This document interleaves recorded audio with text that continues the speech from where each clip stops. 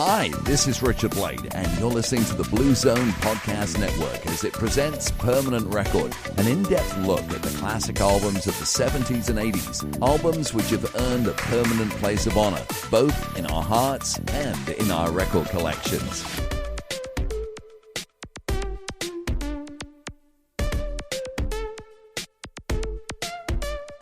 Welcome, everybody. It is the Permanent Record Podcast, and I am Brian, and I'm here riding solo this week as I'm introducing this episode. Hello. Yes? Hi, I'm Sarah. What's up, Sarah? Hi, I'm your co-host. Yeah, everyone knows that. Yeah, so why are you riding solo? I'm not riding solo, just here doing the podcast. Can I do it with you, please? Yeah, sure. Okay. I think everyone would be disappointed if you weren't. All right. Yeah, I don't know where you got that idea from. So anyway, this is Brian and Sarah, Permanent Record Podcast. We are back at you with some more David Bowie discussion. We are, and I'm so excited. This has been so much fun. I really enjoyed it, and I hope the rest of you have enjoyed it too. And boy, we're going to have a lot more to talk about, aren't we? Yeah, we certainly do have a lot to talk about in this episode. I think a lot of listeners did enjoy it because we got some great top 10 album lists posted to Facebook and Twitter over the past week, and I loved reading through those and talking with some of you guys and gals about David Bowie. Yeah, I think I replied to everyone's list, I think. Oh, I hope so. Yeah, that's awesome. It's always fun to hear back from you guys, and especially with a topic and an artist so diverse as David Bowie, everyone's list is going to be different. So it's really fun to see, what people think is their favorite and just have that discussion. All right, so we are going to explain this at the end of the episode, but let me remind you up front that we are joined for this David Bowie 5 years on discussion by two of our friends who are also responsible for putting out great podcasts. That's right. See how I sort of complimented us there? I said they are also responsible for putting out great podcasts, which implies indirectly that we put out a great podcast. Ah, very clever. I wonder if anyone will pick up on that. I don't know. So we are joined by our friend David O., who is the host of the D-Side podcast, which if you're not listening to it, you definitely should be. He is big on Duran Duran, and most of the episodes talk about Duran Duran in some way, but not always. Right. He's talked about Bowie and some other fun things, and I always enjoyed listening to that podcast. It's pretty much once a month, and David does a great job with that. It's really cool to have him on the show for the first time. Hopefully it won't be the last. Hopefully not. And of course, the other wonderful guy joining us is Jon Lamoreaux of the Hustle Podcast. The mighty Hustle Podcast. Yeah, just had their 300th episode. Wow, that puts us to shame, doesn't That's it? crazy. I know. And like I say here at the end of this episode, it's like his 300th podcast, but I'm sure he has his next 25 actually recorded. Oh, yeah. And they're waiting to be scheduled. Right. Yeah, he's prolific with his podcast. Yeah, we have never worked ahead. Nope. And I'm not saying we're proud of that, but it's the truth. It's so crazy. Yeah. And I'm super excited because he has coming up in the next week or so an episode with one of my very favorite musicians of all time, a musician that I have some handwritten lyrics downstairs on the wall. Oh, boy. But he hasn't mentioned it yet, so I'm not going to mention it. Well, I know what that means, and that's very exciting for you. It sure is. So we want to thank David and Jon for joining us to talk about David Bowie 5 years on. That's right. So I guess we should just go ahead and let that conversation get started, right? Yeah, let's do it. We'll Okay. just naturally flow into it here with the transitional effects of some sort of Bowie song. Sounds good. You remind me of the babe. Babe with the power. Power of voodoo. You do. Remind me of the babe. I saw my baby crying for this babe could cry. What could I do? My baby's love had gone and left my baby blue. All right, so that brings us up to our number one choice. Oh, my gosh. We Drum roll. finally reached number one. Okay. Well, I'm looking over at you, and you're looking at me, and I think you already know what this is. I think I do, based Yeah. on what you haven't mentioned. Yeah, and based on the fact that I actually declared this to you just recently, kind of randomly, I think, that this is my favorite Bowie album. I know this is a shock again, but it is my list and I'll own it. My favorite David Bowie album is Reality. I breathe so deep when the movie gets real, when the star turns round. Looks me in the eye, says he's got his mind on the countdown. 3, 2, 1. Forever. Singing that they're gonna be living until the end of time. Forever. The sky splits over to a dull red storm. Head hurts low 'cause it's all over now. Nice. Really? Yup. I am not ashamed to admit it. Yes, I love this album. And as I was going through the agony of picking my 5 favorite songs for this next section, I kept putting songs from this album on the list. And I finally said, "You got to stop this. It's ridiculous. I can't put the whole Reality album on my list." But I love the sound of this album. It is just such a wonderful piece of music. Again, it's a great package. It is easy to play it the whole way through over and over again. I have no problem with any of it. The guitars are great, but I really think that the bass plays a significant part in making these songs so lovable and so memorable to me. Gail Ann Dorsey is amazing. I love I was Gail. just going to say that. I would love to meet her and shake her hand and say, "You're the best." Now, having said that about the bass, the one song that was on my top 5 list for the longest time isn't especially bass heavy, but that's the cool thing about this album. There's pieces of it that, that are a little different. And of course, my love of this album is surely reinforced by the fact that I did get to see Bowie perform this album twice on the tour in 2003 and in 2004. My gosh, how fortunate I feel that we got to see him 3 times live. And I know that's not a lot, but it's still 3 more times than I ever expected.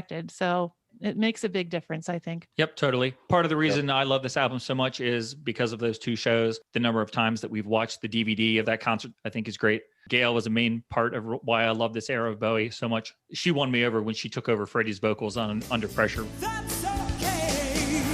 Terror of knowing what the world is about. Watching some good friends screaming, "Let me out! Great tomorrow brings me higher." But you know, people on the streets.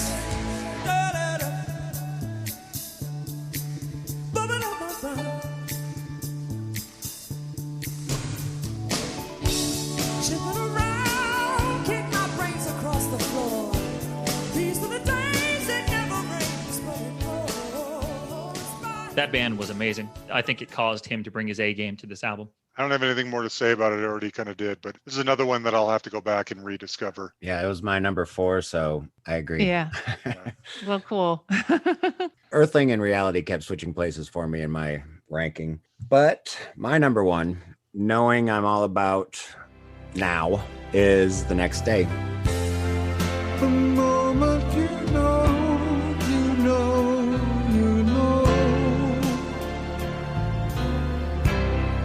As long as there's sun,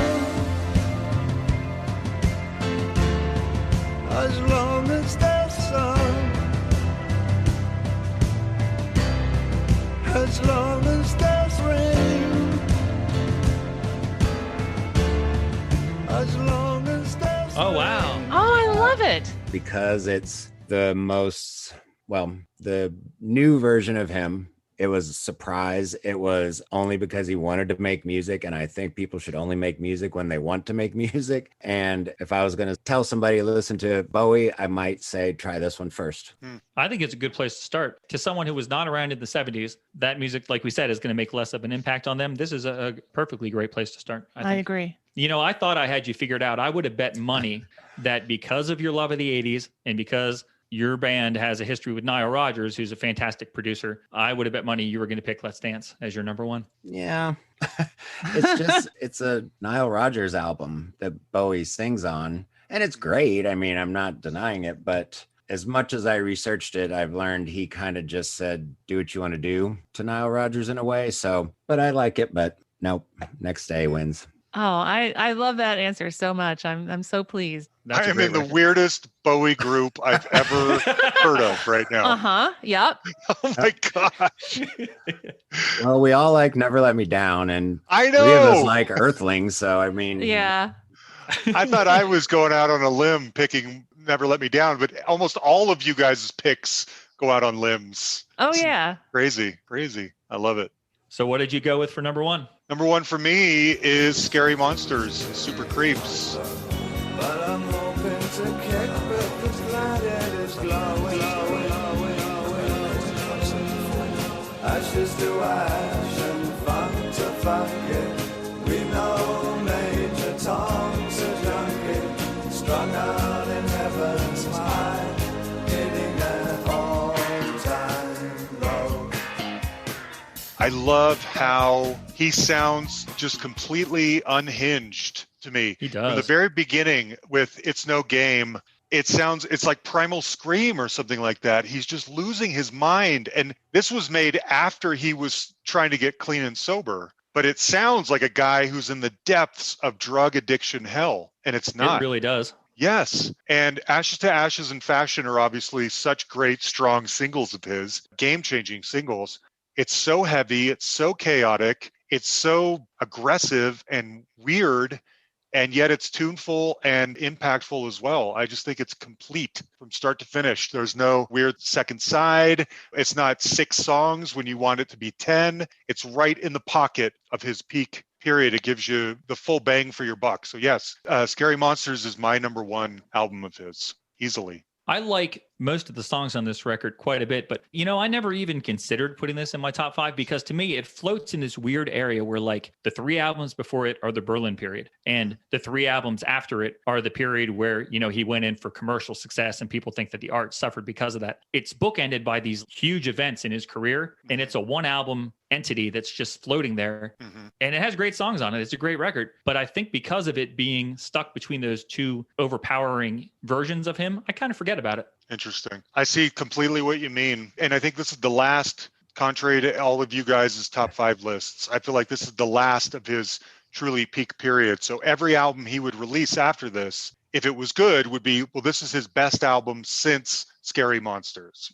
Heathen was the best album since Scary Monsters. And then the next day was the best album since Scary. So this was like his last grand artistic statement before he kind of sold out in the 80s. And I don't blame him for that. There's reasons for that and they're fine. Those albums are strong, but this album blows my mind. He just sounds like he's coming from the depths of hell or somewhere, screaming from a dark room in a basement. And I just think, I want to go find that guy. I want to know what's going on with him.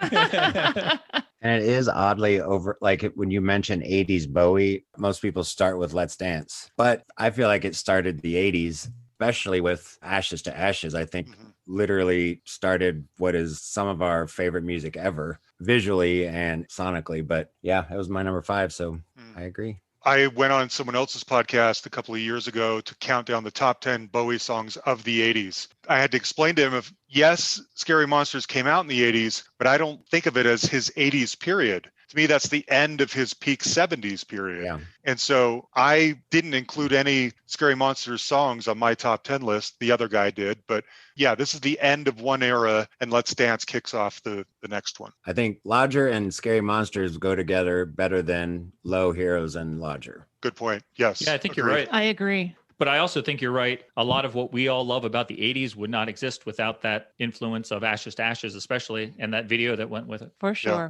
true. Mr. Brian, is it up to you? All right, I guess it is. So, guys, wish a happy birthday to my number 1 album because tomorrow it will turn 45 years old. January 23rd is the birthday of Station to Station from 1976. Yes. Good.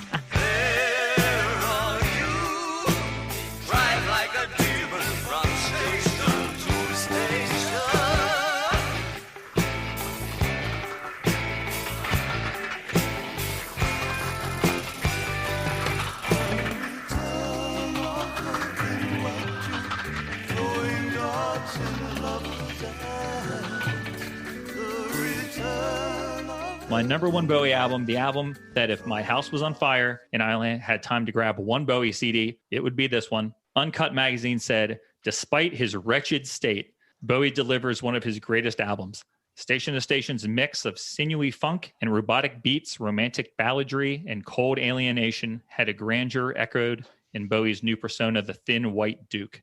The album consolidated Bowie's international status and provided a template for eager listeners like the still unformed Joy Division and the Human League.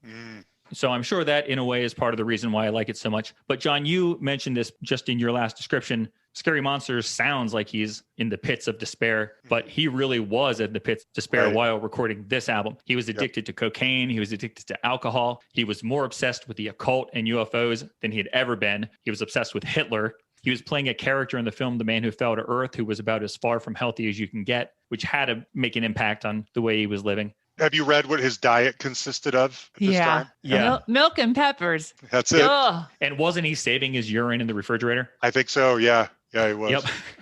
And then there's also that famous interview where he's in the back of a car and they're talking to him about it, and he's just like so paranoid. Yeah. And it's uncomfortable to watch. Yeah. But I got excited about this album initially. Like when I was going to go and get all the Bowie albums, I was like, I got to get this one early because I'm hearing that it's influenced by Kraftwerk.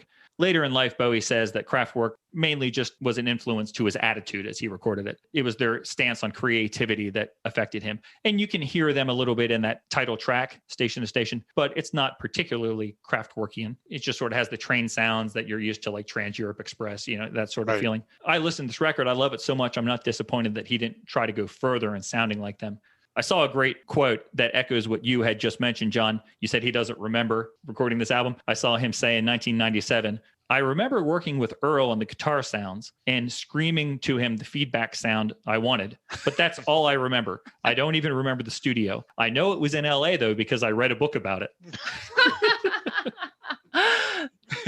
Oh, what a mess. It's honestly a surprise he made it past that point in his life. We're sad that he only made it to 2016, but it's actually impressive. He made it to 1977. Yeah, it is. One of the numerous books that I have on him talks about how one morning around this time, he got up, went to the bathroom, blew his nose in the sink, and this gray chunk came out into the sink. And he like swears it was a part of his brain, like a piece of his brain. And he said it totally unnerved him. And that was when he started to think to himself, I better get clean. But I still remember reading that passage in the book and almost throwing up. Yeah. So gross.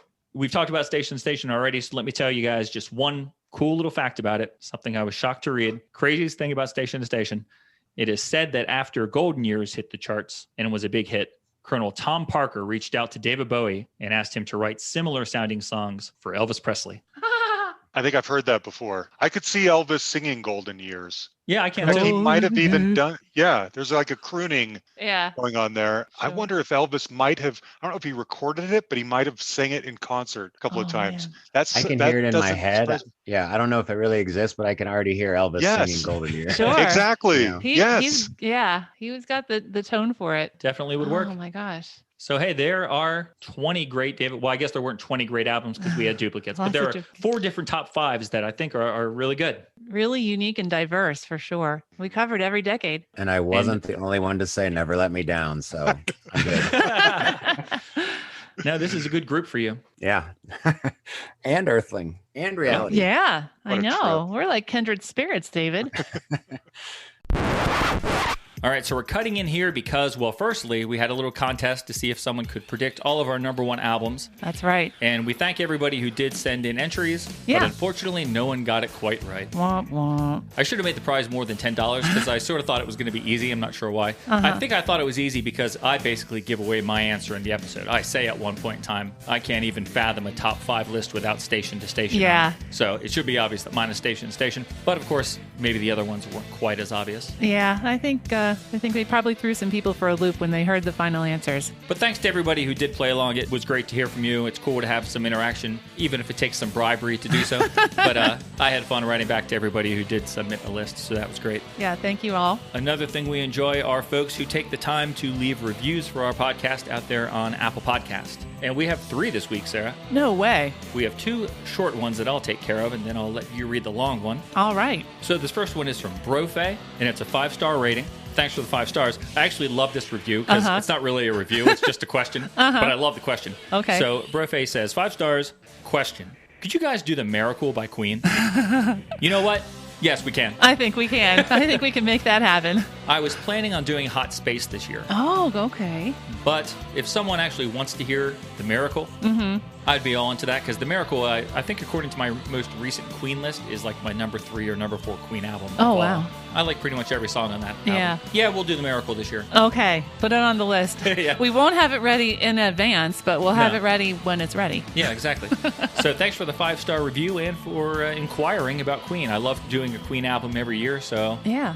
Well, I've got this really long review to read, and it's a really nice one, and I'm so excited. It is from Central Bed's Finest in Great Britain. and it's a 5-star review, and it starts off by saying, I am not alone. I am not alone. Yeah, we haven't ever talked about Michael Jackson. I don't know that that's going to happen.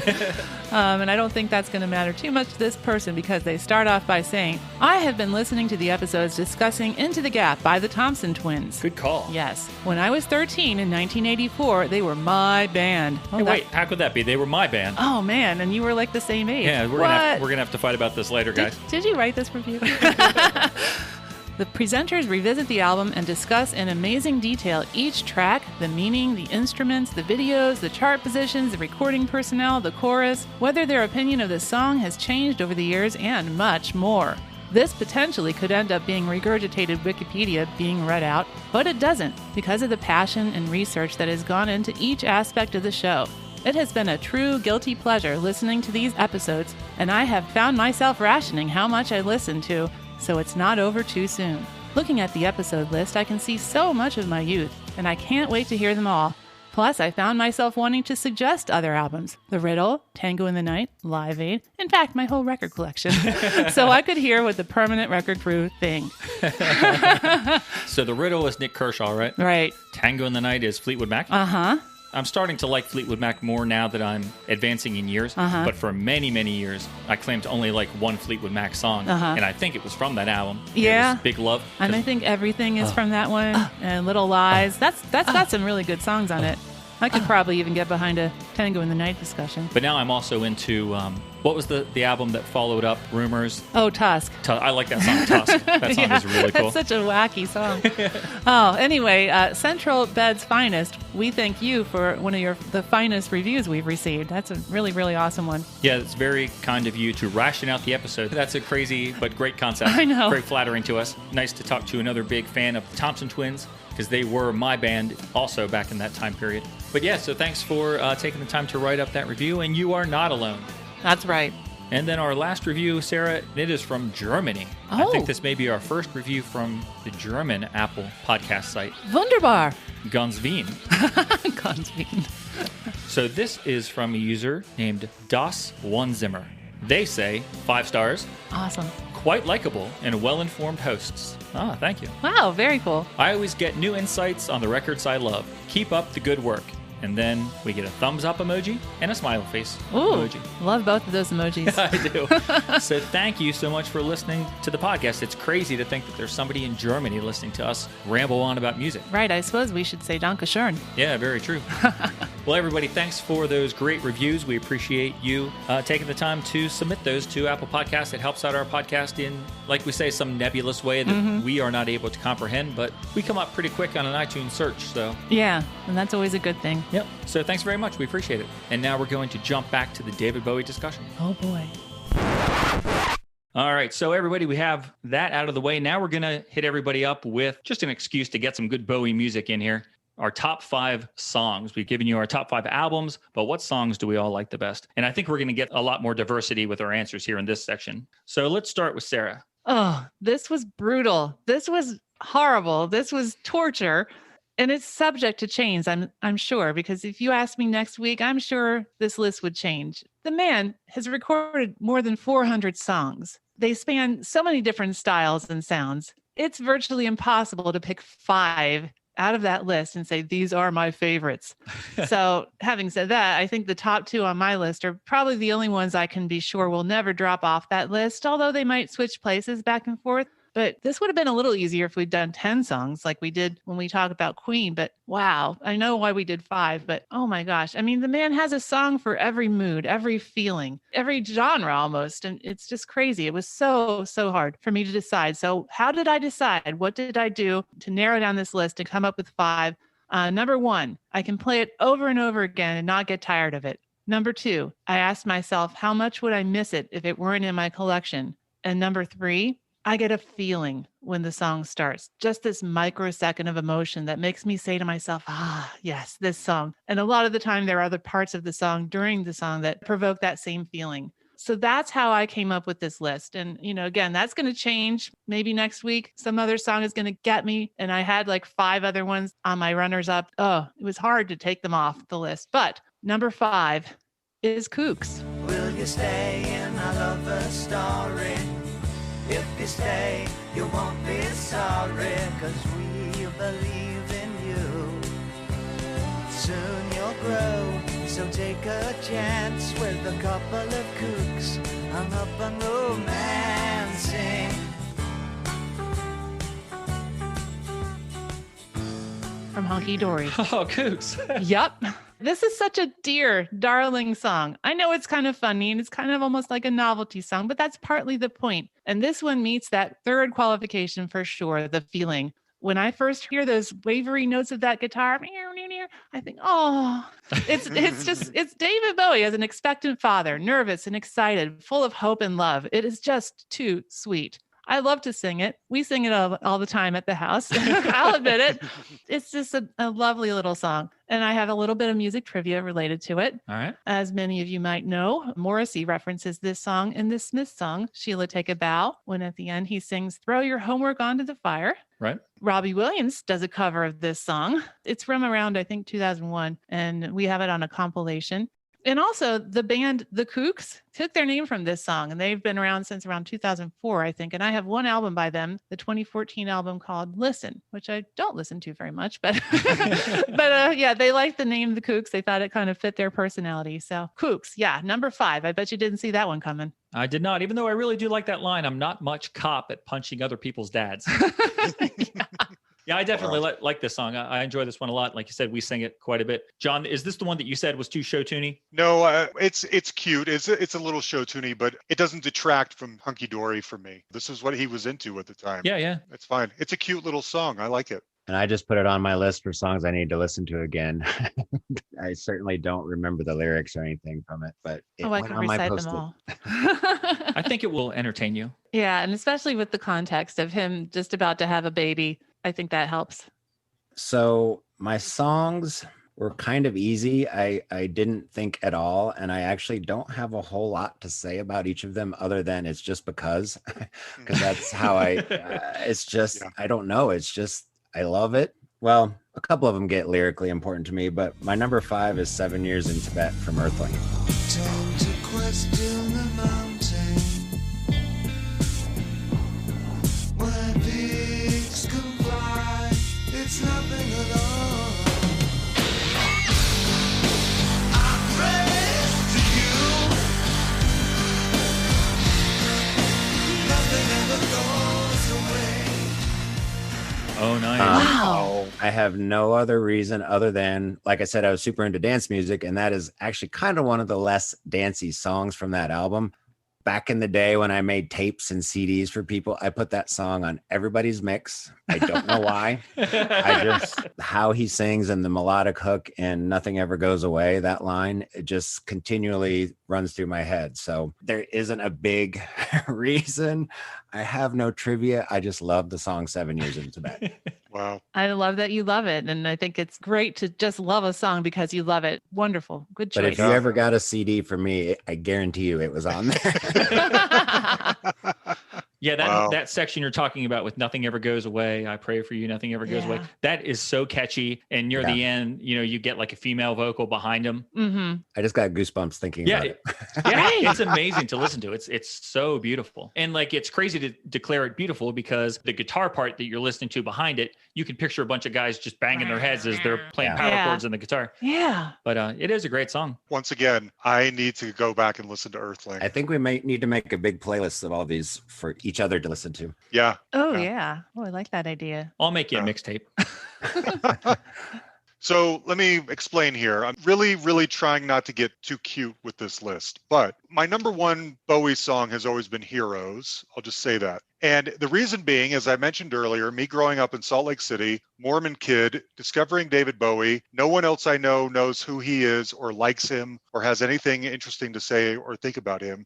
I'm the only one. And I'm discovering the song Heroes, and it is the most impactful, powerful thing I've ever heard in my life. And I can't get enough of it. But I don't realize, because I'm the only one feeling this way, that that's like a standard. Every concert he ever plays is going to include Heroes. To me, it's this thing that no one else knows except for me. And so while I still love Heroes, it's my 3rd favorite song of all time, it doesn't pack the same emotional punch anymore, for the same reason the album Ziggy Stardust wasn't on my top 5, because I've heard it so many times. It's not lesser than for me. It just doesn't still, move me quite like it used to when I thought I was the only person in the world who loved it. Because of that, and that seemed like a really boring number 1, I thought, what if I picked 5 songs that are lesser known? Because the rest of my top 5 list would have included album tracks, not big hits. So I'm eliminating heroes from my list. That's too obvious of a guess. So number 5 for me, I'm going to go with 1984 off of Diamond Dog's album. Someday they won't let you. Now you must agree.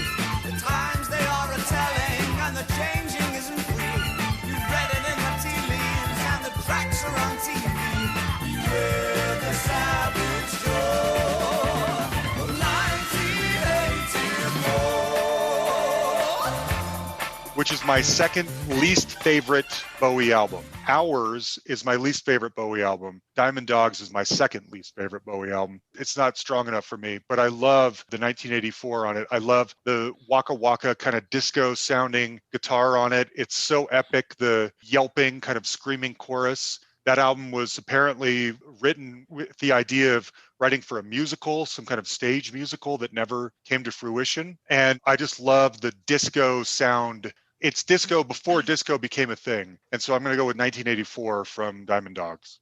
I'm with you. That's one of my least favorite albums overall, but I can listen to 1984, Sweet Thing, and Candidate like any time, any day. I love those 3 tracks. You're absolutely right. One of the things we saw at the David Bowie Is exhibit is his handwritten notes and hand-drawn stage designs for the musical that he had planned for it. So we actually did see what his plan was for that. Looked pretty cool, but of course it never got made. Yeah. I've seen that a number of times, but I'm almost afraid to believe, that it was disco before disco, because I think disco probably existed in clubs and things before the general public was really aware of it. So disco probably started a couple years before I'm aware of it starting. I'm sure you're right. And I've had that same thought, just because I wasn't there, could tell you when it officially started. But that album was what, 72? 74. And that just feels a little pre-disco to me. But yeah, it's just, I love the sound of that song. It's like proto-disco. There you go. Yeah. Hey, David, as someone who is more into the 80s and you don't have a huge background with the 70s one, do you feel strongly either way about this one? And hey, it has the title of an 80s, of a year in the 80s. So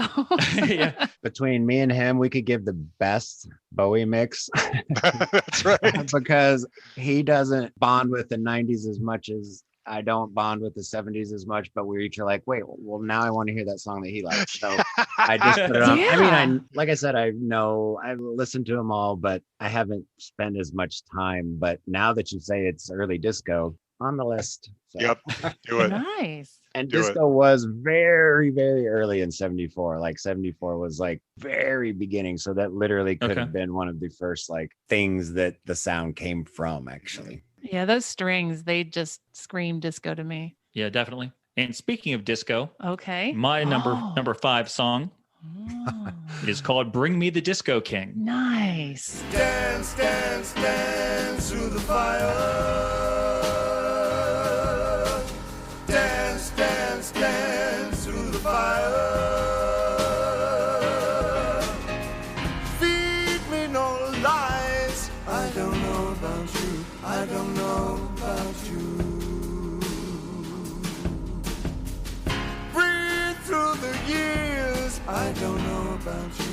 And this is the last track off of Reality. Now, it also, I didn't know, was originally intended for Black Tie, White Noise, and then it was again going to be on Earthling.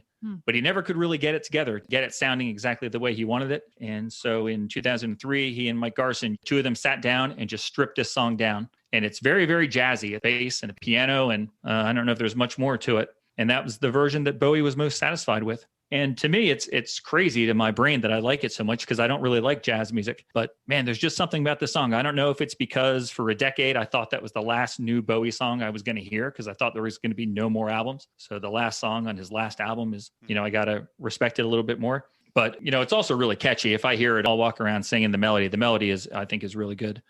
That's wild. You reminded me of something. Rapid fire. What was everyone's number 6? What's the song that didn't make it to the list? Heart's Filthy Lesson and Never Let Me Down. Okay. My number 6 was Days from Reality. My number 6 was Time Will Crawl. Interesting. I had one other song that was a hit that I didn't want to include, which is the title track, Station to Station. I love that tune. But number 6 for me was Black Tie, White Noise that he does with I'll Be Sure. So when you said that, I thought I wanted to give like some honorable mentions in here. Yeah, good thinking. There's a really cool remix of this tune. I didn't even know about it till this week. Well, I must have known about it because I own the DVD of the movie it's in, but I don't know. I didn't remember it. It's mixed by Danny Launer, who had been a keyboardist in Nine Inch Nails, and it features a guitarist that I'm sure David is aware of. I'm sure you both are, but David especially because he was on the last Duran Duran album. John Frusciante. From the Chili Peppers. Right. The guitarist, John Frusciante. Yeah, he plays guitar on it. This mix appeared in the movie Underworld, which is vampires versus werewolves. It seems silly to me, but then every time I make fun of it, I'm like, wait a second, you have it on your shelf. So at one point in time, you liked it. Soon there'll be nothing left of me, nothing left to release. Dance, dance, dance to the fire. Dance, dance, dance to the fire.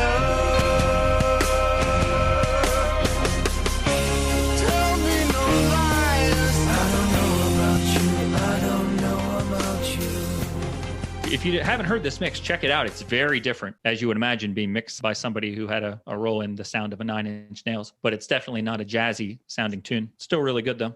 Okay, so are we up to number 4? We are. I think I'm going to blow you all away with this one. You'll never see this one coming. Number 4 for me is So She, which is a bonus track on the deluxe edition of The Next Day. Eyes were stolen for her. The sleeping sky takes the moon so slow. I would slide away further out to sea, further out to sea. So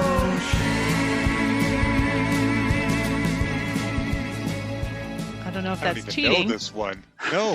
Yeah, but you can't see this where you're sitting, Sarah, but John is shaking his head in disbelief. I don't know if that's cheating or not, but it is a song he recorded Oh, and it is that almost made cheating? the list. Yeah. That was the last Yeah. song I listened to before we signed on to this Zoom. David, you're like Because right I was making with sure me. the Next Day was going to still win. And I was like, well, let me just check out the bonus tracks. I was like, yep, that's first place. Right. When I mentioned this album being so strong, it was number 2 on my list. I said, even the tracks that didn't make it onto the album are great. And that was some foreshadowing because this one made it to my list. It is such a beautiful song. You know, it's a 2.5-minute little ditty, but it's gorgeous. And I can definitely play it over and over again. I hear that dreamy slide guitar. I definitely get that feeling I mentioned. It's just like, oh, it's kind of like in Cover Me, the same slide guitar. And you just go, oh, it's just lovely. The chord progressions are literally music to my ears. And this is an excellent example of a song that sounds happy and upbeat, but it carries a much deeper and poignant message. I wrote some of the lyrics down. There aren't too many. It's a short song with not a lot of words, but he says, she saw me smile, feeling like I'd never been in love, feeling like I'd never been the only one and all alone, the only one and all alone. But he's singing it and the music going ba ba ba ba. And you're like, oh, wait, this is kind of a sad song. So I really, really like this song. It's just so pretty. Definitely check it out if you don't know it. Search it out. It's a bonus track on The Next Day. I know we just heard this in the car like a week ago because we were listening to this album when we ran some errands on Friday, but I cannot remember the song right now. Okay. Well, I think as soon as you hear it, you'll say, oh, yes, it's a very lovely little song. I hope anyway. I don't know it. I'll get on it. Is everybody making a list like I am? Yeah. So, David, before you give us your number 4 choice, let me ask you a question. Bowie famously said at the end of his 50th birthday concert, I don't know where I'm going from here, but I promise it won't be boring. So my question to you is, are there any Bowie albums that to you are boring? Yeah, Hours is, I was like, if somebody asked me what my least favorite is, Hours would be the one that I probably maybe listened to like twice. I listened to The Buddha of Suburbia more than Hours. I had written that down. And John, you said the same thing? Yeah. There's not a single song on Hours that does a single thing for me. I don't like it at all. Oh, wow. Really? And- Not one song? No, I'll pull it out once every 5 years or so just to see if I still feel this way. And every time I pull it out, I still feel that way. And like I said earlier, I think those instrumentals on the Berlin albums are a little boring. They're for a different time and place. I'm not going to put them on for enjoyment. I do really like the song Thursday's Child on Hours. I think that was a good single. But, you know, I guess I can't dispute what you guys are saying because I think Reeves Gabrels got so mad about that album that's why he left Bowie. Like, I remember an interview with him where he said something like, David is writing music that you would expect a man of his age to write, and I'm not interested in that sound. And that's why he especially moved on. coming after Hours, and I mean, Outside and Earthling, it was like, didn't fit at all. I think it was tied to a video game. Yeah, and that was also the album. Remember, there was a contest through his BowieNet web service. You could actually submit lyrics for one of the songs. So somebody out there in the general public has a songwriting credit because he wrote the words to one of the tunes on that record. Wow. Congrats. Yeah, that's funny. I think we're all in agreement because that is an album. I can't even name all the songs on that album. I don't even remember what all is on it because I've played it so infrequently. It doesn't grab me. It is, to me, an anomaly in that later catalog because I do, as you know from my list, love all that later stuff, except for this one. I like Heathen better than this. Heathen is still a little bit lower than the other ones, but Hours, Yeah, and amazes me once again. Never Let Me Down gets all the crap, but I'm like, have you listened to Hours? Agreed. I'm also a fan of The Pretty Things Are Going to Hell. I like that song. Oh, well, I do like that one. But yeah, as an album in total. Forgettable is worse than bad sometimes. True. Right. Yeah. My number 4 song, once again, just because it was actually the 4th single from Let's Dance. Who knew there was a 4th single? It's Without You. Just when the best things in life are gone, I'll look into your eyes. There's no smoke without fire. You're exactly who I want to be. Without you, what would I do? It just has a patience to it. I love his little falsetto in it. Just listen to it again and tell me that you don't love that song. I think it is so sweet. I'm glad you picked it. Yeah. Oh, now you're okay with Sweet. I was okay with your Sweet too. I do think Without You is kind of a sweeter song for me, All my right. purposes. But Sweeter than Kooks. Come on. Kook is show tuney sweet. Without You is just sweet. All right. That one does get forgotten. I think when we covered that album and we researched it, I think I remember, did the song peak at like 48 or something? It just missed like the top 40, I think. Yeah, I don't even remember. I have absolutely zero memory of it at all. Same. As a single in the 80s. And I know it didn't have a video, but with the massiveness of the other 3, I'm like, why did they even do a 4th single? But if it would have been the 2nd or 3rd, it might have done something though. I actually have it on 45 from back in the day. It has a picture sleeve, which is art by the same, I can't think of his name right now, but it's Keith the guy Haring. who did Keith Haring. Oh, yeah. That's right. Yeah. And I think it was on this, I just saw it recently. So I think it was sitting on the stage of the Lazarus performance. Over on the side of the stage during the musical, they have a record player set up with like 3 stacks of Bowie albums. Yeah. So occasionally you catch glimpses of some of his record sleeves. And I think that was there. Man, I don't remember that. I think I remember seeing Aladdin sing because it's so iconic. But Yeah, I've always liked that song. That's a good choice. Good one. Yeah, every song on that record I enjoy except for one. And I dislike that one so much that it prevented the album from being on my top 5. For a while, it was coming in at number 5. And then I said, oh, no, I can put an album with Shake It in the top 5. yeah.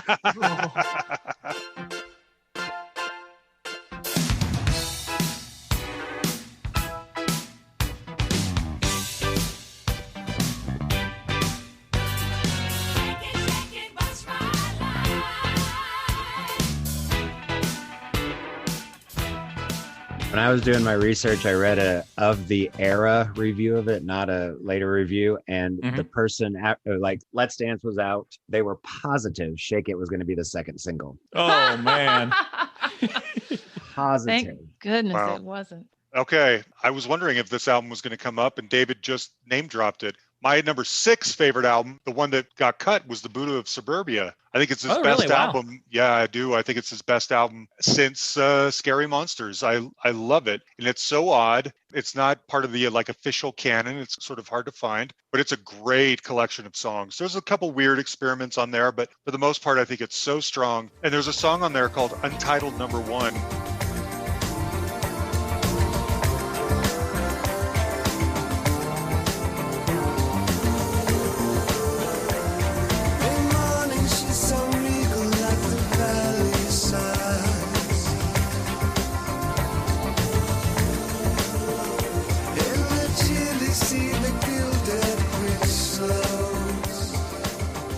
bit is really more of a groove. It's like a 5-minute groove with some really great percussion. There are vocals, but I couldn't even tell you what it's about. That's probably why it's called Untitled #1. It's more of just settling into kind of a groove that I really like a lot. So it's one of those songs that I'll play and I'll hit repeat a lot because once I've given into that groove, I don't mind. It could go on and on for hours, you know? Yeah, I like that song a lot. I like that album a lot, and I don't think anyone knows it. It's the soundtrack to a BBC miniseries or something, right? That's my understanding. I've never seen it. Yeah, I enjoy that one. I guess I don't play it too often, but there's 2 songs on there, like 2 more traditional pop songs that are both really strong, and there are some good instrumental tracks. I like that one.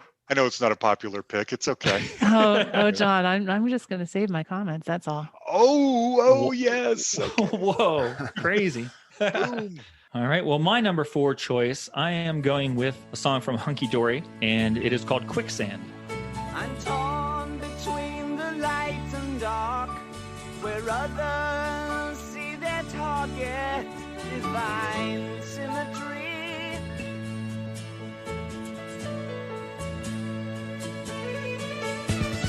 Did I kiss the viper's fang, or herald loud the death of man? I'm sinking in the quicksand of my thoughts.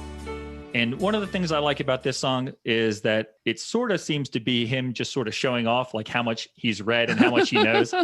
And he throws out these big words and these fancy sounding names. And then the fans are like, oh my God, he's so smart. But I also love a lot of the chord changes in there. I can't speak about music very technically. I'm not capable of doing that, but there are parts where I hear the guitar switch to a chord like higher up on the neck. And I love the sound of that transition. I always think it sounds really catchy. And this was one of the songs, probably the biggest song of the night when we saw him on the Earthling tour. This is the one that affected me the most. I remember being awestruck that I was seeing this particular song done live by the guy who wrote it. It just seemed like a piece of history. So it has stuck with me because of that performance as well. But I do love this song. Great track. Interesting. Another unique pick that I wouldn't have expected. Oh, I like that Great. song very much. That's a good choice. It may have flirted with my top 5 at some point, but I couldn't choose it because it was just a little too, I don't know, maybe pseudo pretentious. But I do like it very much. Oh, I don't think it's pseudo pretentious. Well, I think he thought he knew what he was talking about, but I think he's said since that he maybe didn't really know what he was talking about. I think it's pretentious. That was one of the songs that even when I wasn't into 70s Bowie that I kept going back to. If you're calling it pretentious, that makes a lot of sense because I would have been drawn to something more pretentious probably. So my last note on that one for you 80s fans, this is one of the tracks that Robert Smith duetted with David Bowie on at the 50th birthday concert. So if you're an 80s fan and a Cure fan, check that out. And that's it for me. Sarah, your number 3 choice. Okay, number 3, John. Are you ready for this? Mm-hmm. My number 3 song is Buddha of Suburbia.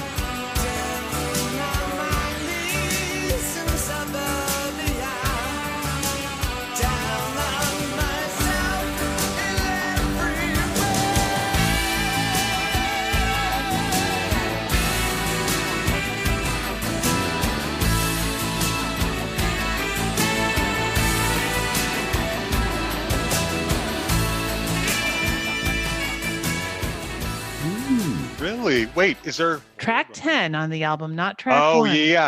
I was going to say there's isn't- 2 versions. Yep. Is and yours the one with Lenny Kravitz? No. Yes. Okay. Mine is Wait. the number 10 one. Isn't track that the 10. one with Lenny Kravitz on it? That's what I have on mine. Oh, I don't know, but it's definitely track 10. That's the one I was listening Yes. to over and over again. So, Okay. I thought you were going to pick Sex in the Church. oh, please. No. No. But, I told you I had to go through this entire list of his songs to remember some of them and get familiar with, what songs do I want? And I saw this and I thought, I think I remember liking this song a lot when I've heard it. And sure enough, as soon as I hit play and I heard that guitar, I'm like, oh, yes, I really do Yeah. like this song a lot. Yeah. Still, it was quite the decision for me to put this on the list. I think Days would have been number 3 here, but I just decided that I liked this one a little bit more. I actually worried that this one might be too similar to my top 2 songs, but then I thought, what a silly thing to worry about, right? If I'm partial to a particular sound and style, that's just who I am and how I'm feeling at this point in time. So I decided, I'm going with this. The acoustic guitar in here is beautiful. The electric guitar is well placed. The saxophone solo is terrific. And oh my gosh, his voice. Wow. He's got an overdone Cockney accent in some sections that makes me smile to myself. But both times that he sings down on my knees in suburbia, down on myself in every way, it's just spectacular. And the first time it blends into that fantastic sax solo. The second time it builds up with guitar and strings to the little riff from Space Oddity. And how cool is that? It's My just favorite marvelous. Just marvelous stuff. So yeah, this is my number 3 song, Buddha of Suburbia. I love that you picked this one. I love it. I had a feeling you might. Yeah, I do. I love it. And I think it's so interesting that this album, like Scary Monsters, begins and ends with different versions of the same song, and they sound like what they are. Making sure to differentiate that you're picking the second version of it, not the opening version of it, is very telling, because it has this kind of epic grand finale feel to it that the opener doesn't have. And they both work, but they're special in their own unique way for those reasons. So I'm glad you picked this one. Well, thank you. And I agree with what you said. I forgot how much I like this song. You know, whenever I think about that album, Buddha of Suburbia, I think of that as the album that originally featured Strangers When We Meet. And I often forget that this is even a song, but it is a really good song. Well, that's what happened to me. I was like, wait, I think I like this song. I'm like, no, I love it. Yeah, it is a great. So definitely check it out again or for the first time if you haven't ever heard it. Good one. All right, you ready for number 3 for me? Yes. This, my top 3 were tough. They were always the top 3, but this might have been number 1 for a while, but it is Zeros from Never Let Me Down.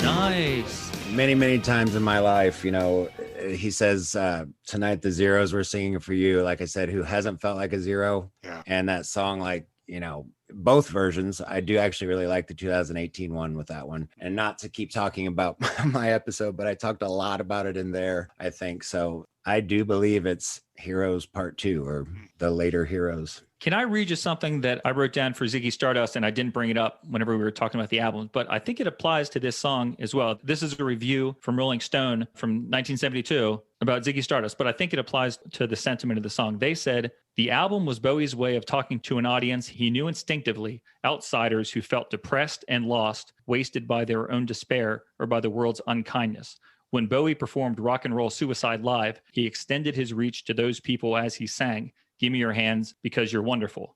It was a loving moment, the offering of unashamed embrace and encouragement, quite a gesture for a man who once denied he had any warmth inside of him. That's sort of what you're saying about the sentiment behind Zeros, right? And I think if you listen to the album in the original order, having it be the last song, it's especially important. Technically, it's the last song of the 80s, and it explains everything that the 80s was, at least to me. So, yeah. That's so interesting you say that, David, because I've always thought it was so odd that it was in the middle of the album when it's so clearly a grand finale song. It is the finale of the 80s, and it doesn't work in the place that it's in. No, seriously, guys, wouldn't that song should have been the closeout song for every show he performed after 87, don't you think?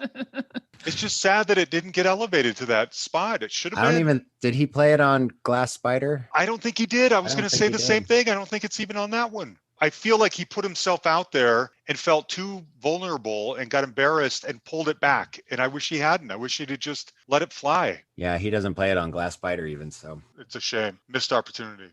He was just pulling lots of things back at that point. He pulled back Too Dizzy, got that removed from the album. But then he came back to Never Let Me Down again. He remixed a song before he died, obviously. But it's fascinating that he questioned himself so much at the time, but then kept going back to it over the next however many years. Yeah, he was just a bit of a lost soul at that point. I think he just wasn't really sure of what he wanted. And he was a zero.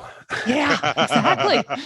Yeah. I think when he signed that contract with the new label in 81 or 82, I think he signed for like $17 million. And then I'm sure in 1982, that seemed like a great idea. And then, 3 years down the line, his opinion on that was very different. That played into the music he was creating. I wish he didn't feel like he had to apologize for that period, though. Like I was saying earlier, maybe it's not making the grand artistic statements, but just to own it. There's nothing wrong with it. And you being David, worked so hard to earn that big record contract. You got paid for what you had already done and an investment or a stake in what we thought you might do. And it worked out fine, Mm-hmm. Yeah, tonight's not doing it. Except for God only knows. That's very true.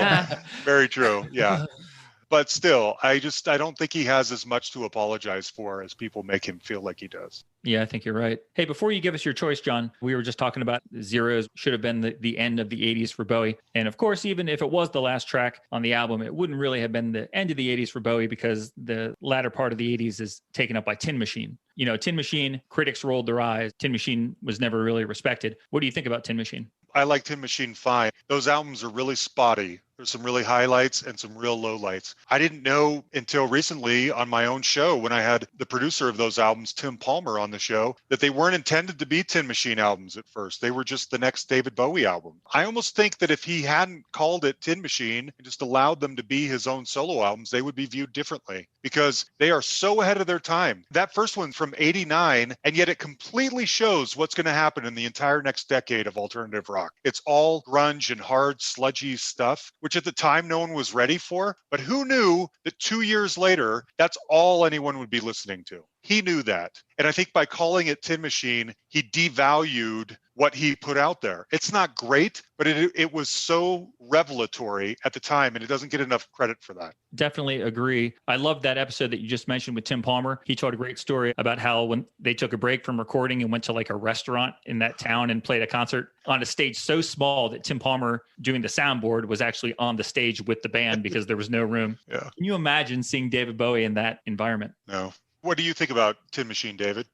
I don't really. I mean, when it came out, that's when I started my dance music obsession. I remember hearing like one or two songs on college radio. And to be honest, I haven't gone back to them in decades, probably. I might love them now, but I don't even have enough memory of it to give you an opinion because my focus could not have been further away from all those sounds he was making at that time. We talk about Earthling being his drum and bass record. Tin Machine was him doing like the Pixies and Jane's Addiction, basically. Okay. It's different and it's weird. And I'm not saying they're great albums, but there's an artistic achievement there that gets undermined through all the criticism. And I don't think it deserves that. I think you're right when you say they're spotty. I would agree with that. One of my favorite Bowie songs, it's probably not top 10, but top 20, I think, is You Belong in Rock and Roll, which is a great song on Tin Machine 2, which is even more derided than Tin Machine.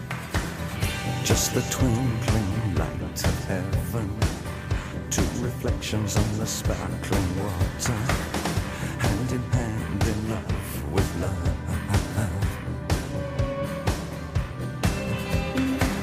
However cheap things that you say,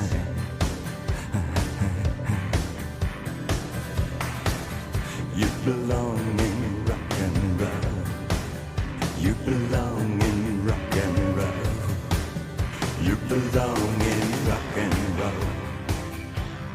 Number 3 is a song, an album track from an album that I don't love. I think is just okay. The album is Young Americans, and the song is Fascination.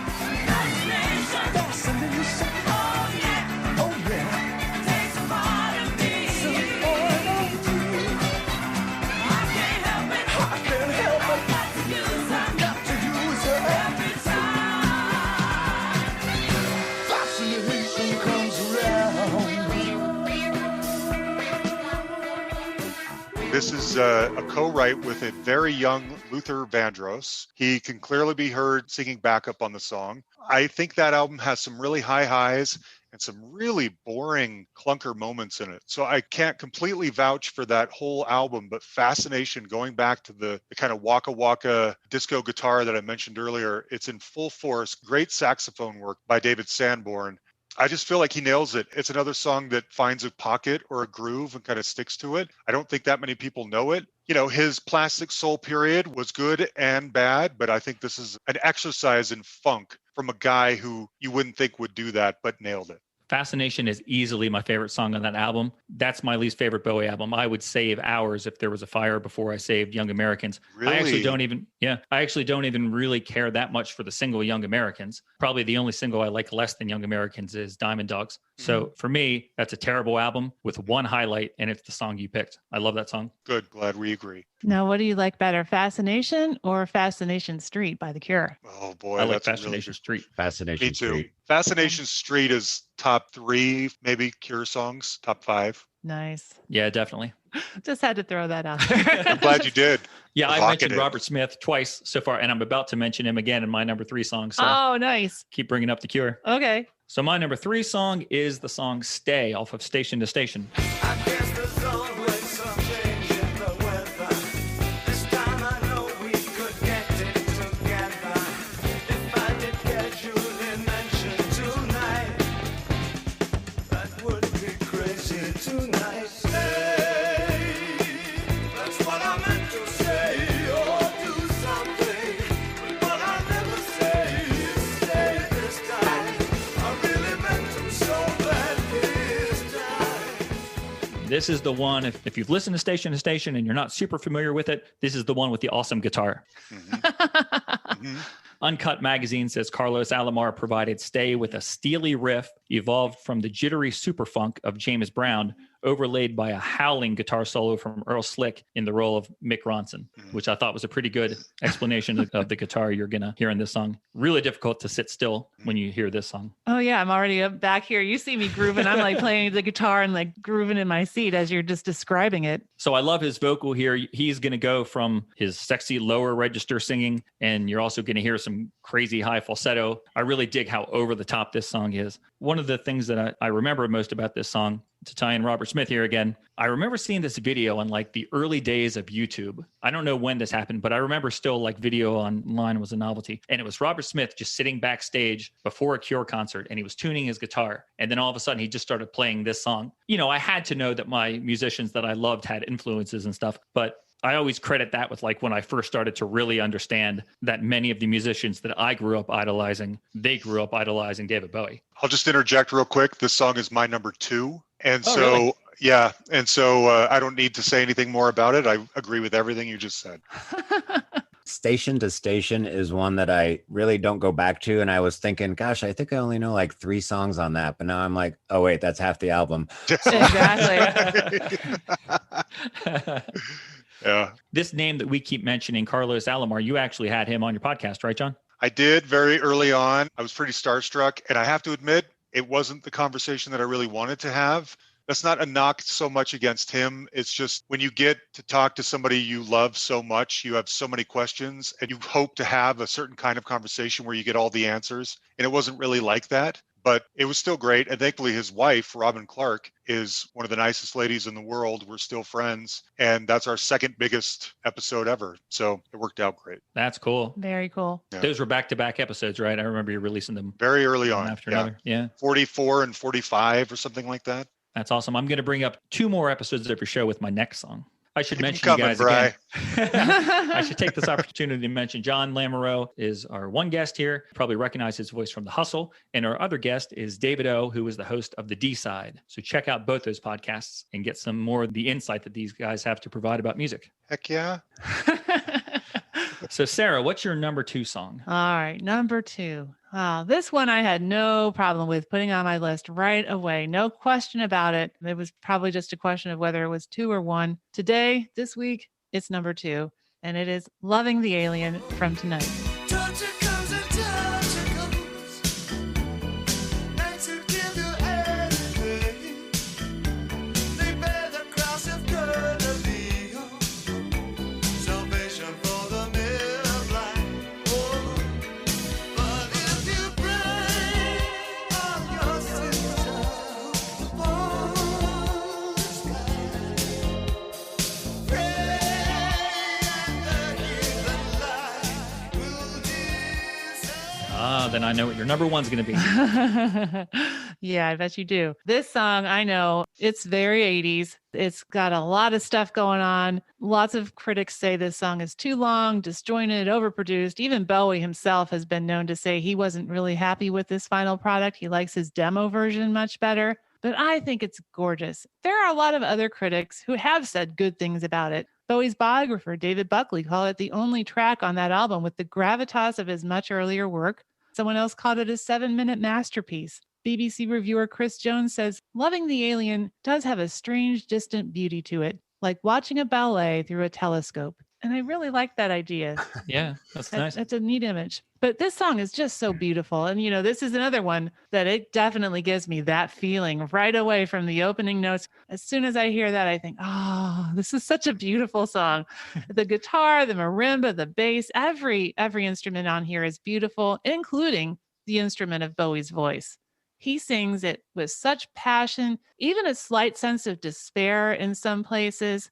I can't say enough good things about this song. I love it. Well, having matched 3 albums with you, I wondered when we were going to match a single. I won't go into my whole speech about it, but yeah, it was my number 2 also. Oh, wonderful, wonderful. Whoa, that's crazy. That's wild. I know, about like 400 now songs. I'm like, what's your number 1? I wonder if it's the same. Oh, I know. Now I'm really curious. Isn't it something, though, to think when you bought this album back in the day, you've heard Blue Jean on the radio, which is a pretty amazing song. You go buy the record, you put it on. This first track is incredible. Yeah. And then you hear the rest of the album, which is not up to standard for David. Yeah, this was a false advertising, I guess you could say, as an album opener. I mean, there are some songs on there that I enjoy. I like Dancing with the Big Boys, and there's something else inside too. I can't think of what it is right now. There are some good 80s sounding tracks on that record, but that song sounds 80s, but it also transcends the 80s, I think. If they wanted to do it, a new version of it in this day and age, I think the song would hold up and people would still say that's an amazing composition. Well, and they did. On the reality tour, he did a different version of this song with Jerry Leonard, and it's a stripped down version. It's in a different key. It's, very... Oh, that's right. Yeah. And he likes that version. I think it's probably closer to the version he had in the demo. I personally don't like it as much. I love the grandiosity of the original version. I'm all for that stuff. I mean, I'm an 80s music fan. That's what it's all about. But yeah, that stripped down version is very poignant too in its own way. But give me the album version every time. I think the song is a masterpiece. When I decided to focus more on album tracks versus singles, it kind of eliminated this one from my list. Plus, if I'm honest about it, it's like Heroes. It's a song that I love so much, but I've heard enough times. I wanted to kind of shine the spotlight on other things. I love the production of it. I remember talking about, it's weird to say, my late father. I just said those words for the first time. So my dad that died a month ago, I remember my mom, who I mentioned working at the mall, she brought this tape home from me, and I had heard this song on the radio, but I wanted to hear more. And I remember sitting in the chair, in this like lazy boy chair, watching the Wheel of Fortune, listening to it on my Walkman, just being like, this is the greatest thing I've ever heard. And my dad, I'm like, Dad, I want you to hear this song. This is really moving me right now. I want you to hear this. And, the Walkman, him putting it on, he hated it. And I think it maybe had something to do with the song vaguely might be like anti-religion or something. I don't know. Vaguely, huh? Yeah, but I didn't hear any of that. I'm 11 or 12 years old. It's just a great song to me. I'm not catching all of that, but he did, and he hated it.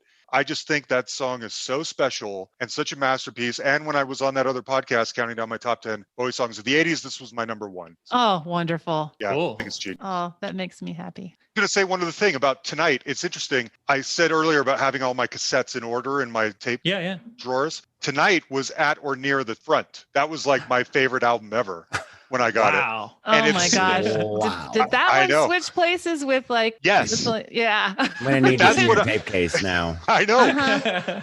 That's what I was going to say, because to me, at that time, there were no clunkers on that album. I loved it to death. And now, as the years go on, I hear all the faults in Tonight. I get it. The God Only Knows cover is terrible. So its stock has gone down as Never Let Me Down stock has gone up. Yeah.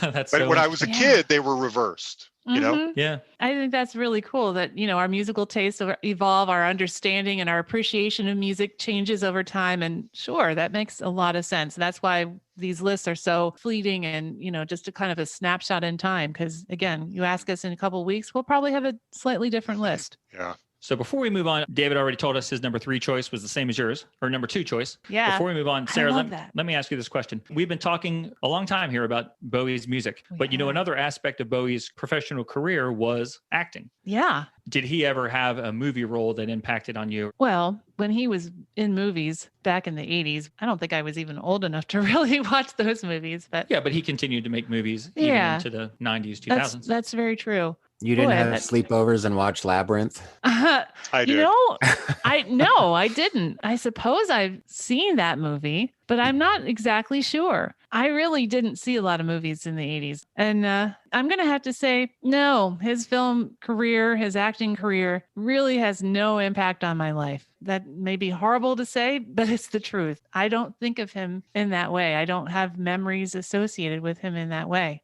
So, fun trivia. During my rebellious years, my cousin and I, when I was like 14 years old, we used to get drunk every weekend and watch Labyrinth. And What? which is funny because it's more of like a tripping on acid type movie than it is a getting drunk movie. But we were so young, we didn't know any different. And so that was like the really rebellious thing to do back then. Ooh, mom and dad are out of town. Let's get drunk and watch Labyrinth. And watch a puppet movie. Exactly. Exactly. Oh my rebel. And truthfully, Labyrinth isn't very good. So no, his movie career doesn't do anything for me. I think if anything, once again, for a kid in the 80s that thought he was the old guard, not the new, I think his movies, like with The Hunger, he was slightly cooler with the movies in the 80s, a little bit more daring or interesting with the movies than with the music. But no, none of them made a big impact on me. I'm not sure if Sarah remembers this, but we actually did see a majority of his movies. When we started getting into them, we rented Merry Christmas, Mr. Lawrence, Oh, Man yeah. Without Earth, Linguini Incident, Absolute Beginners, Labyrinth. Oh, we saw the Hunger as well. Yeah. I remember watching those with you. Most The of them. movie performances that stand out to me are like the later ones where he wasn't a star. He just kind of showed up in a small part, The Prestige and Basquiat. Oh, yeah. He was great there. He Yeah, was awesome. that's- And That's if you true. listen to him Zoolander. talk about it, he says, I'm not acting. I'm doing an impersonation. What I'm doing isn't acting. He sort of like badmouths his performance, but I thought he was fantastic. I agree. Yeah, Basquiat was very good. I did like him in that. An interesting question. Maybe not so interesting answers, though. So, John, are we up to you? Well, my number 2 was Stay, and I piggybacked on the back of your number 3. Oh, yeah. Well, then let me close up the number 2s. My number 2 Bowie song of all time, I'm going to jump into the 80s for a song that we covered in pretty great detail on our 100th episode. And I think my co-host is probably going to mention this one in a second, is the track Absolute Beginners. With eyes completely open,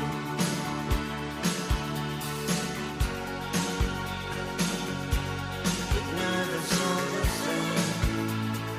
If our love song could fly over mountains, could laugh at the ocean, just like the Oh, I forgot about that one. You're right. Classic Huh. Pop Magazine said, Right. reaching number 2 in the UK charts, Absolute Beginners is an underrated gem in the Bowie discography. It's always overlooked due to it not belonging to an iconic parent album, as most of his other big hits did. But it served a reminder that the genius of old still burned inside him. And that is so true. I think that's one of the very best songs of the entire decade of the 80s. Hmm.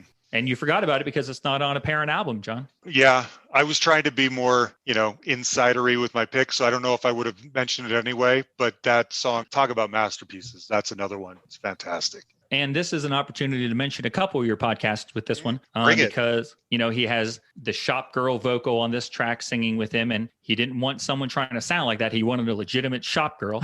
So he got the sister of one of your former guests, Kevin Armstrong, his sister Janet, to come in and sing. She actually worked in a shop. At one point in time, I knew what shop it was, but I forget at this Yeah, point. I just saw it today and I don't remember. A great thing about this song is that this is basically, with one notable exception, this is his band from Live Aid playing with him. We get a very popular guest of your show who unfortunately passed away last year on bass, Matthew Seligman, Neil Conti on drums, and you would wish that you had Thomas Dolby on keyboards because Dolby was his synth player for Live Aid, but you don't have him, but you get someone who's also an interesting choice. Rick Wakeman is playing keyboards on this, and he is the guy who played piano on Life on Mars and a lot of those early songs. So it's kind of cool that he comes back. Yeah. You know, this song, if you don't remember this one, give it a listen, because Bowie's vocal will fill your heart with feelings, and the saxophone will cause you to yearn for cinematic quality, dramatic love. It is so amazingly effective, this song. It'll give you all the feels, all the wonderful feels that you could want.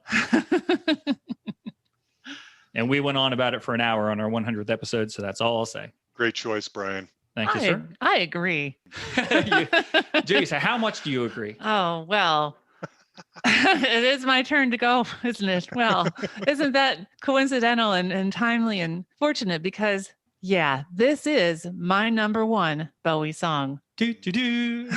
Absolute Beginners. And we did talk about it at pretty great length just about a year ago on our episode 100. And at that time, I was comfortable saying it was in my top 3. I wasn't ready to make a decision because, you know, it's really, really hard. But at this point right now, I will say it is my number one Bowie song. And I have no shame, no guilt about that whatsoever. It is just an amazing song from start to finish. There's nothing bad about this song except for the fact that it eventually ends. But even when it ends, it's gorgeous. You know, I just love every single note of this song. And you just said wonderful things about it. So there's not much more I can say except that I love it.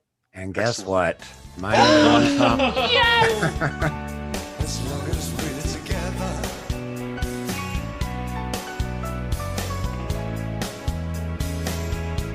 The rest can go to hell.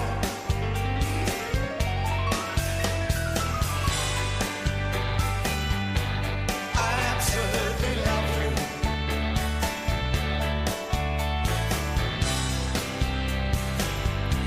For absolute beginners. Yep, Absolute Beginners. It's just, I tried to write something eloquent, but it's just perfect. I mean, there isn't much to say. The lyrics in this are pretty, I don't know, I'm so used to singing them, but when you pay attention, they're pretty amazing. We're absolute beginners with eyes completely open, but nervous all the same. I mean, it's just easily, it was number one the whole time. Yay. Great choice. I love it that we're number 1 and 2 are the same. That's so cool. That's great. John, didn't you have one of the 2 producers on your show as well? Yeah, I did. In fact, I feel like I've talked about this song with like 3 or 4 different people. I'm blanking on it now. About it. I know, I did. I got Alan Winstanley. And Clive Langer. Yeah. Yes. Oh. I had Clive Langer on the show. We talked about this. They all blur together, guys, sometimes. I'm sorry. Yes. Clive Langer has been on the show and we talked about it. He produced that. Did he have any good stories about it? No one said anything too revelatory other than kind of how it came together. That bit about Kevin and his sister was nice. So yeah, does that make like 3 different people I think I've had on that have worked on it? Other than my recent episode with James Williamson of the Stooges, no one has ever said a bad thing about David Bowie on my show. Awesome. So my friend, what is your number 1 choice? All right. Well, not to kill the absolute beginners love fest that's going on right now. I do love that song, but my number 1 Bowie song over these last probably 10 years or so, I might, at this point, if Heroes and this song were battling in like the World Series, I would vote for this song over Heroes, even though Heroes has historically been my number 1 favorite song. It's a deep track, and for all the crap I've been giving the second side of Heroes, the album, the very last song, The Secret Life of Arabia, is as funky as it gets. Then I saw your eyes and the crushed face. Secrets never seen. Secrets evergreen.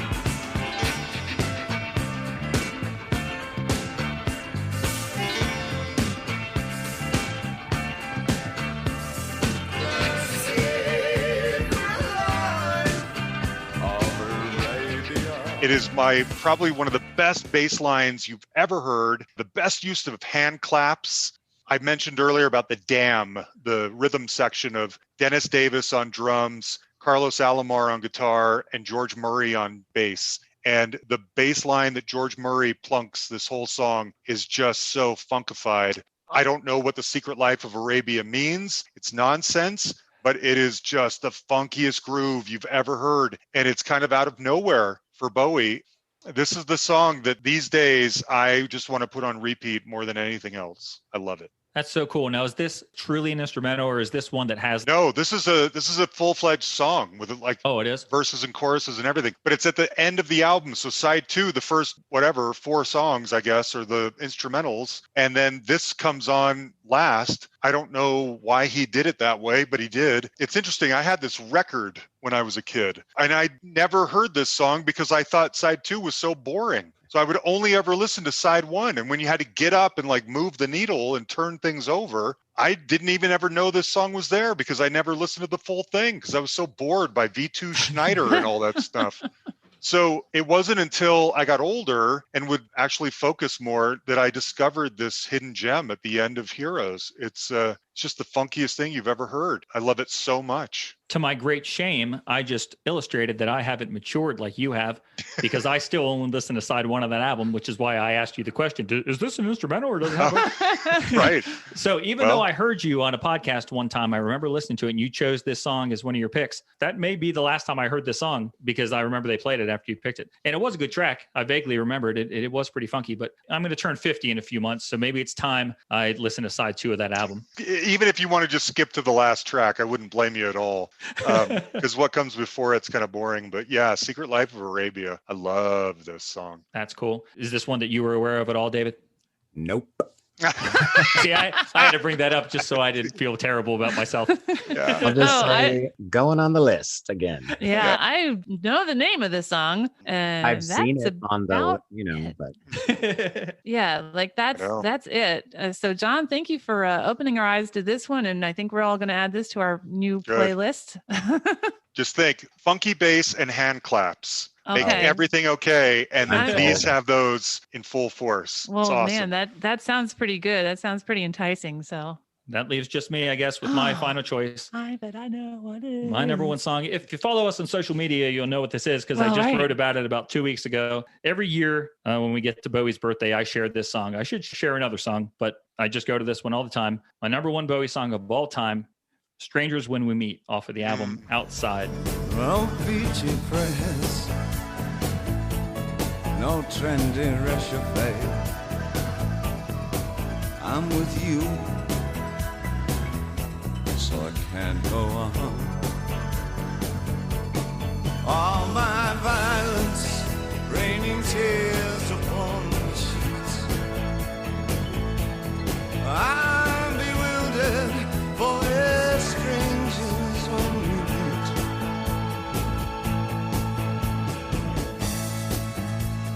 Classic Pop says about this song contains all the elements that would make it one of Bowie's finest songs of the decade, with the bass line reminiscent of Heroes, a sublime vocal, and one of his most infectious melodies in a long time. Man, this song blew me away. I still remember the first time I heard it. I mentioned earlier, my first Bowie purchase was the 12-inch CD, remix CD, whatever you call those. I call them 12-inch singles still, of Heart's Filthy Lesson. I liked it enough to buy the album, and then listening to that album was sort of traumatic because I'm not a 90s music fan, and I didn't like that aggressive sound. But we got to this song, and my mind was just blown. I love the melody. It's so beautiful. I love the accompaniment. After an album full of what I think of as 90s music, Bowie gave us a timeless pop song. It was pop music on this record that was hammering my senses. The lyrics are just wonderful. There are so many lines and phrases that just radiate beauty in the song to me. Some of them I am often amazed that a human being came up with them. They just strike me as so beautiful and fantastic. The one verse, steely resolve is falling from me, my poor soul, all bruised passivity. All your regrets ride roughshod over me. I'm so glad that we're strangers when we meet. I'm always blown away by that line, even though I can barely get through it. Yeah. Most fans know that this song originally appeared on Buddha of Suburbia. Then a reworked version, the one that I love so much, was on the album Outside. Wikipedia also mentions that Reeves Gabrels had an early 90s band called Modern Farmer that I never knew about until this week, and that they recorded a version with Bowie that preceded either of those versions. So I tried to find that, and I couldn't. I found an early demo, it was called, and it sounds so well produced musically. I can't believe it's an early demo, really. It must be some sort of mix or so. I don't think it's that Modern Farmer because it doesn't sound Reeves Gabrelish at all. But there are all these extra vocals on it, like harmonies on the chorus. Actually, the melody line is different. It's a different take on the main lead vocal. So it was really fun to listen to that. So if you like the song, check out Strangers When We Meet early demo on YouTube. See what you think. great pick. I like this song a lot. It's a grower. The first couple of times I heard it, I thought it was just okay. You reading those lyrics back, it's just fascinating to me that the same guy that wrote that song also wrote some of the strange stuff that he did in the 70s. It really drives home the wide range and diversity of David Bowie. He could basically do anything he want. He could write a song like that. He could write a song like Never Let Me Down, which is just this simple, sweet little song. And then he could also do Station to Station with, the European canon is here. No one even knows what that means. He doesn't know what it means. But he could write, shake it. What's my line? But yeah, it just shows the guy could just pull anything out of a hat and make it work. It's miraculous. So talented. Yeah, and that's why this list was so difficult, because he does cover the spectrum of every type of music you want to hear pretty much, and all the different subjects and all the emotions. It's just amazing. Yeah, except for I realized I don't go back to that album that much because it seems like kind of a commitment to listen to that whole album because it's a story and all that stuff. So yeah, I definitely remember it standing out, but kind of like Black Star, I just don't listen to outside. I like the singles. I listen to the singles and the mixes around that era more than the album as a whole, probably. So that finishes up our journey down David Bowie Lane. Guys, we put a lot of time into this, and I really appreciate you both joining us to talk about DB. I had a lot of fun. I hope you guys did too. Before we go, let me just say one more time, because you guys put a lot of great material out into the world for people to listen to and enjoy. If you're fans of music, check out David's podcast, The D-Side, which I assume you can get pretty much anywhere where podcasts are available. Yes, it's available pretty much everywhere. Spotify, Apple, everywhere, Stitcher. And you have a new episode coming out? January 28th is my first one of 2021. Cool. Any hints what the topic is going to be? No hints. Actually, it's on my Twitter. Go to @BoysMakeNoise, and I just put out a teaser about it today. Yeah, your Twitter is definitely one to follow. You do lots of fun little polls and Duran Duran information. So I enjoy following you on the social media. David, thanks for joining us today. I know you got to get going. So thanks so much. And I'd like to present an idea for an episode, a future critique of the movie Absolute Beginners. So hey, that'd be cool. Everybody get on. You did one on Xanadu. You can do one on Absolute Beginners too. Sounds like a plan. Hey, thanks so much for joining us, buddy. Thank you, guys. Thanks, David. And Jon, we always have fun talking with you, and we appreciate you making time to join us. I know you joined us immediately after work today, so you probably haven't gotten out of that chair for about 14 hours. I have not. That's right. And I think I probably better go before my wife kills me. I've never watched Game of Thrones, and truthfully, it doesn't interest me. But my wife watched it, and now she's reading the books, and she's telling me that we have to watch it. So she's upstairs right now waiting for me to finish so we can go start watching Game of Thrones, which I have no desire to do, but I have to. The TV show is pretty good, actually. I tried to read the books and didn't like them, but I enjoyed the TV show up until the last season. Well, that's what begins tonight. So before you head off to visit, I forget, it's not Middle-earth. I forget what they call that place. Westeros, yeah. Before you go to Westeros, your podcast, The Hustle, hopefully everyone is subscribed to it by now, but it is out there everywhere, right? Yeah, as far as I know. And it's definitely mandatory listening. What's coming up in the new year for you? I know you probably have like 15 episodes already in the can. I kind of do. I think I have like 8 or 9. It's funny, Brian, I think about you a lot because I love you guys so much. And I know we share a lot of music in common, but I know we also don't share a lot of music in common. So whenever I put out an episode that I know you'll like, I am so happy. I cannot wait for you to hear it. But then I also have a bunch of others with people like Nelson that I know you couldn't care less about. and I listen to them all, though. I know, and you're so sweet. I listen to all of yours, too. I don't know. You might have to pick through some of the next, 7 or 8 episodes to find ones that really excite you. They're not of the 80s synth genre so much. Well, you know what? Your episode this week more than makes up for that. I'm super excited because of getting ready for this podcast. I haven't had time to listen yet, but I downloaded it. Good. The man himself from Icehouse. I can't think of his name, but the lead singer of Icehouse. Iva Davies. That's right. He was so nice, and he tells some fantastic stories in there. Tell me what you think. There's some music in there that I want you to tell me what you think about. He did a covers album about 20 years ago called Berlin, and it's largely covers of 80s songs that we love. And there's a cover of Heroes, there's a cover of Loving the Alien on there, and he does them in sort of a chamber orchestra way. It's just strings and piano and brushes on drums. It's gorgeous stuff. I've been curious to hear what you might think about it. That sounds really intriguing. I Check will it let out. you know, my friend. I'll listen this weekend and let you know. Yeah, that Okay. sounds good. Let's give it a listen. If you have Spotify or whatever, look for the Berlin album from Iva Davies. It's excellent. Okay, cool. Thanks. We'll get over to Westeros, buddy. You're going to be in trouble. We kept you too long. Thanks, we guys. appreciate it. I always love hanging out with you guys. You're the best. Thank Yeah, you it's so been much. a treat. Yep, we love spending time with you too, buddy. Have a good one.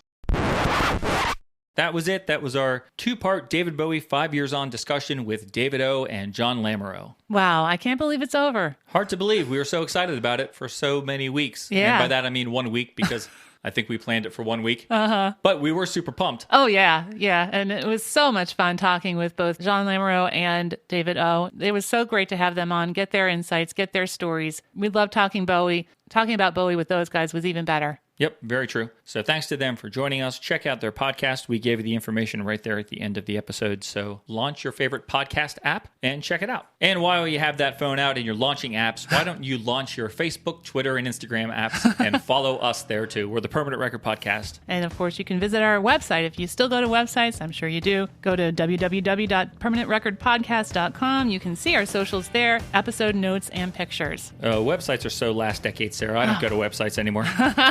And you can also let us know what you think about this episode, what you think about David Bowie, what your top 5 list is for Bowie's songs. You can either do it through email at permrecordpodcast@mail.com, or you can even send us a voicemail that we could play on the show. We can be reached at 724-490-8324 or at speakpipe.com/permrecordpod. We are always happy to hear from you. We are indeed. And if you'd like some Perm Record Pod merchandise, you can always find that on Redbubble. We have a really cool store. Just look for Permanent Record Podcast and you'll find some awesome products with some very wonderful designs from our friends, Andrew and Jose. So check those out. Whatever we get from the store, we pump back into the show to keep this engine moving along. And last week I claimed that we only buy cables with it, but Sarah reminded me that we also use it to pay to host the podcast. Yeah. So that's awesome. Yeah. Yeah, that is not free. And we actually haven't bought cables for quite some time. Yeah, thankfully they're still holding up. So anyway, that's all we have for you for this week. We'll be back in a week or two with another episode. I have no idea what it'll be, but it'll probably be something good. I'm expecting it will be music related. We'll see you then, hopefully. Yeah, take care. A man with a beat in my pocket. I'm going down to the rhythm of life. Out of the bad luck that you bring.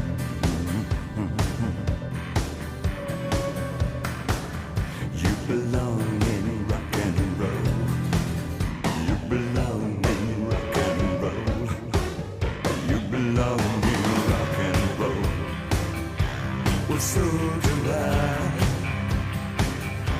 Alone on the main street, it makes me feel on fire, on fire, on fire, on fire, on fire, on fire.